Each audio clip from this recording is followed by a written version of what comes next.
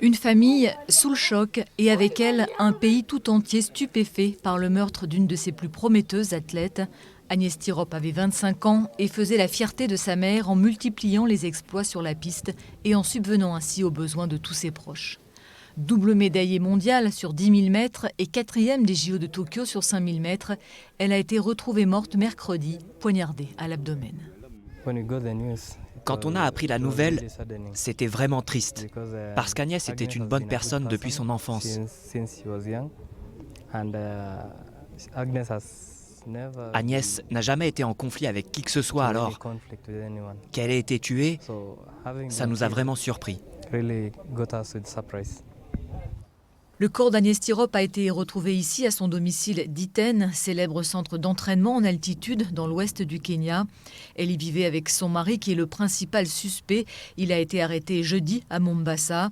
Avant de fuir, il aurait passé un appel aux parents de sa femme en larmes pour leur dire qu'il avait fait quelque chose de mal. La mort de l'étoile montante de l'athlétisme kényan laisse abasourdis tous ceux qui s'entraînaient avec elle. Ça nous a vraiment abattus. Nous avons le cœur brisé à cause de cette épreuve à laquelle nous sommes confrontés. La Fédération kenyane d'athlétisme, elle, dit avoir perdu un diamant. Un drame qui survient quelques jours après la mort d'un autre coureur de fond, Ochiamwok Macharinang, des suites de ce qui a été qualifié de suicide. Au